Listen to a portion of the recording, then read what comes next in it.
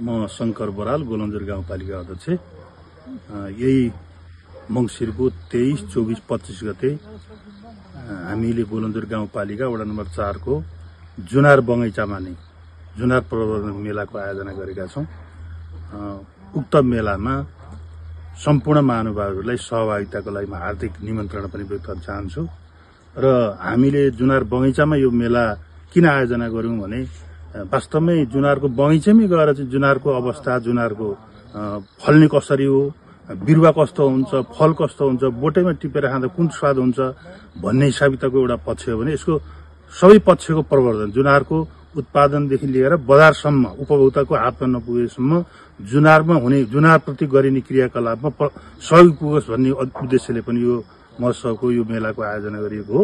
र त्यसैगरी यो बगैँचामा सदरमुकामबाट या हाइवेबाट यहाँ आउने बाटोको अवस्था कस्तो छ भन्ने विषयमा पनि सबै पक्षलाई बाटोको विषयमा जानकारी गराउने उद्देश्यले यो बगैँचामा यो कार्यक्रम आयोजना गरिएको हुनाले फेरि पनि सबै महानुभावहरूलाई हार्दिक निमन्त्रणा व्यक्त गर्न चाहन्छु। त्यसैगरी पूर्वाधार विकास मन्त्रालयको मन्त्रीज्यूले निम्ति गरेका छौं र म सबै यहाँहरुसम्म सबै पक्षलाई, खास गरी जुनारमा सरोकार राख्ने, जुनारमा चासो राख्ने सबै पक्षलाई यो महोत्सव, यो जुनार प्रवर्धन मेलामा सहभागी हुन लगायत प्रचार प्रसार गर्न पनि हार्दिक आग्रह गर्न चाहन्छु।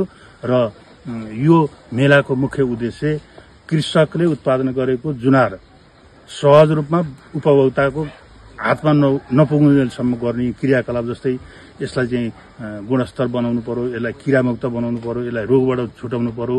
विभिन्न समस्याबाट चाहिँ कृषकहरू ग्रसित छन्। जुनार ज्यादै यसलाई चाहिँ परजीवीबाट हानि पुर्याइरहेको छ। यसको रोक्नको लागि पनि र यसलाई सहज रूपमा बजारमा पुर्याउनको लागि सबै पक्षको आवश्यक पर्ने भएकोले सबै पक्षको सहयोग लगायत यो महोत्सवमा आएर जुनार फेदैबाट आफ्नो हातले जुनार टिपेर खाने र जुनारको स्वाद लिने लगायत यहाँको आवश्यकता सबै पक्ष, यहाँ पूर्वाधार खास गरी बाटोको समस्या छ, त्यसैगरी जुनारलाई बजारमा पुर्याउने समस्या छ, त्यसैगरी जुनारमा लाग्ने रोग किराको समस्या छ। यो जुनारको अनुसन्धान हुनु पर्यो। यो जुनारको छुट्टै एउटा चाहिँ बगैँचामा एउटा कार्यालय खोलेर चाहिँ यो जुनारमा देख्ने वर्षौनी फरक फरक चीजको आक्रमण यो जुनार भइरहेछ, यसको अनुसन्धान हुनु पर्यो। त्यसैले यसको प्रवर्धनको लागि हामीले यो मेलाको आयोजना गरेका छौं। म गाउँपालिका अध्यक्षको हैसियतले सबैजनालाई यो मेलामा सहभागी हुन विशेष अनुरोध गर्छु। नमस्कार, धन्यवाद।